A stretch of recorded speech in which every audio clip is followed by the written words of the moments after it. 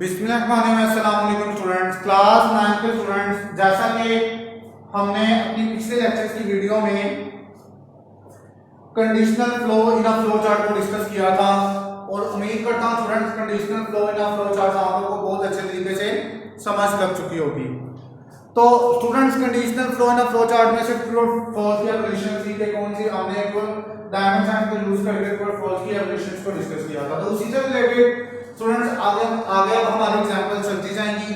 तो एग्जांपल जो हमारी अगली एग्जांपल है, हमने उसमें देखना है कि क्या एग्जांपल में क्या है, to display the larger one out of the three given unequal numbers. हमने डिस्प्ले करवाना है larger one out of three given unequal numbers. Student सबसे पहले इसमें बता रहा है कि हमने क्या लेना है, हमने डिस्प्ले करवाना है एक लार्जर वन। कोई भी इन तीनों में से कोई तीन नंबर लेने हैं, उसमें से सबसे बड़ा नंबर हमें रिप्रेजेंट करवाना है। आपकी स्टूडेंट्स बुक में दो एग्जांपल दी हुई है, एक तो नंबर से रिलेटेड हुई है यानी कि उसने नंबर 0, नंबर 1, नंबर 2 से भी एग्जांपल की हुई है, और एक एग्जांपल स्टूडेंट्स वेरिएबल से रिलेटेड की हुई है जो एबीसी से है। यानी कि एक एग्जांपल मैं कर देता हूं, दूसरी एग्जांपल स्टूडेंट्स आप लोगों ने खुद करने का इसकी प्रैक्टिस करनी है, उसको समझना है। इंशाल्लाह एक एग्जांपल करने के बाद आप लोगों को समझ लग जाएगी। तो स्टूडेंट्स फॉर एग्जांपल हमने इसमें तीन नंबर्स लेने हैं, तीन कोई भी नंबर्स लेने हैं जो कि अनइक्वल में है, अनइक्वल फॉर्म में है, और अनइक्वल और उन तीनों में से हमने सबसे बड़ा नंबर हमें फाइंड करना है। अब वो कैसे करना है, फ्लो चार्ट जरा देखते हैं। मैंने स्टार्ट किया गेट टर्मिनल साइन से, मैंने लिया ऑलरेडी टर्मिनल साइन से, जिसको हम अपने वर्जन में बोलते हैं, वैसे टर्मिनल साइन होता है।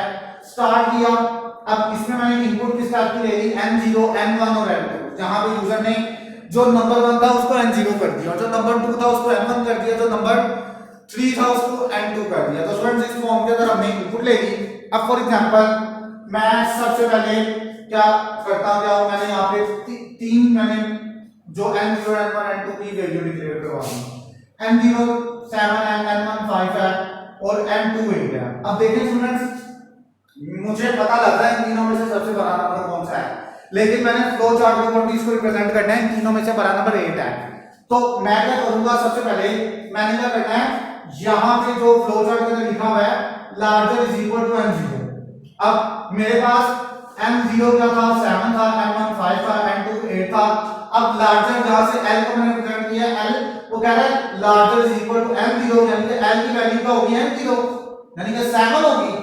अब यानी कि जहां तक स्टूडेंट्स केयरफुली इसको अंडरस्टैंड करना है, जहां से अगर आपने वीडियो को अगर आपने आगे करके यानी कि आगे किया या पीछे किया, आप लोगों को बिल्कुल समझ नहीं लगेगी। स्टूडेंट्स कंटिन्यूअसली आपने वीडियो को ऐसे चले रहने देना है। तो स्टूडेंट्स यहां पे जो मेरे पास larger is equal to n0, larger की वैल्यू आ गई 7 आ गई, n0 की वैल्यू पे 7 थी। अब अगले स्टेप में क्या कह रहा है, अगर n1 ग्रेटर देन है लार्जर से, अब n1 की क्या वैल्यू है, n1 की क्या वैल्यू है 5 है, क्या ये ग्रेटर देन है लार्जर नंबर से, लार्जर की हमारे पास क्या वैल्यू आई है 7 आई है, क्या ये ग्रेटर देन है 7 से, नहीं, नो। तो हम कहां पे चलेंगे, इधर चलेंगे। अब इधर चलेंगे, अब देखेंगे n2 क्या लार्जर है लार्जर वैल्यू से, देखते हैं स्टूडेंट ध्यान से।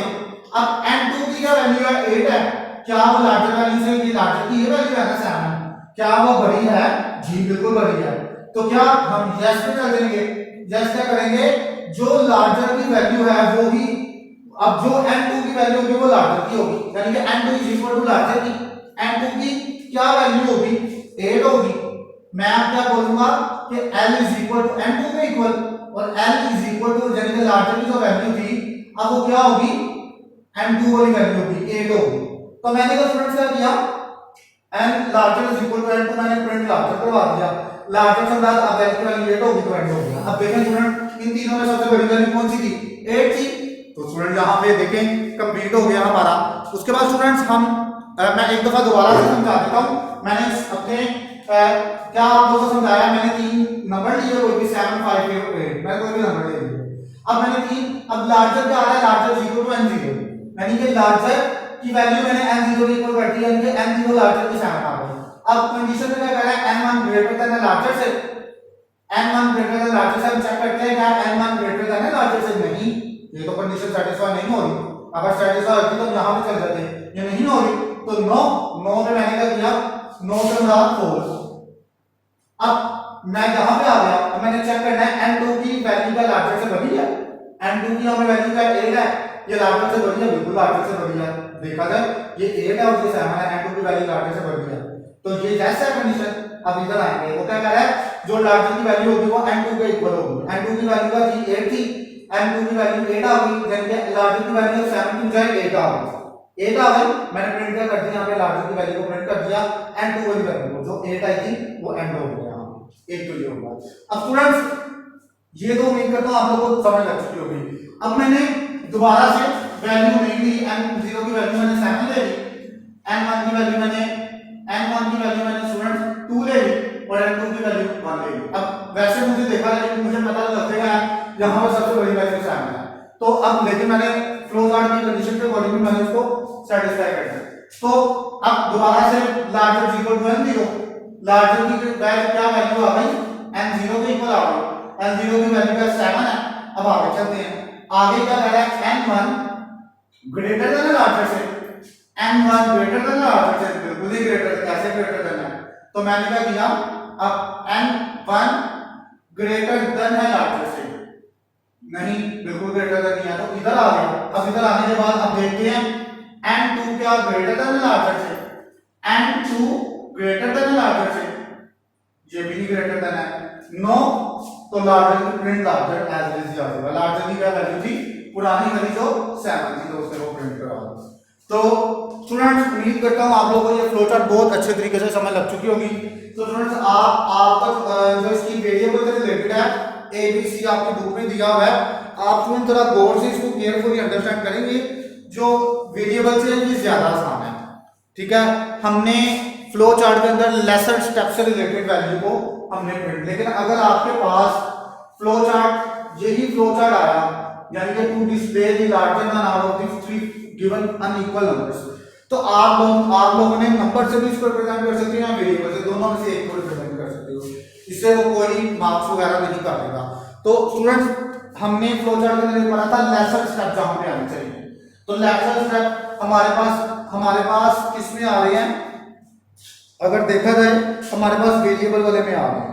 तो आप देख लें स्टूडेंट्स, मैंने आपको मुश्किल वाला करवा दिया, आप आसान वाला खुद ही कर लें, उसमें सिंपल थोड़े, हालांकि देखा जाए तो दोनों के एक ही स्टेप्स हैं, तो आप लोगों ने या वेरिएबल वाला करना है या ये नंबर्स वाला करना है। तो वेरिएबल्स वाला स्टूडेंट्स आप लोगों ने घर से करना है और बार बार इसकी प्रैक्टिस करनी है। तो उम्मीद करता हूँ स्टूडेंट्स आप लोगों को ये समझ लग चुकी होगी। तो स्टूडेंट मुझे मेरी इस वीडियो से इजाजत दीजिए, अल्लाह हाफिज।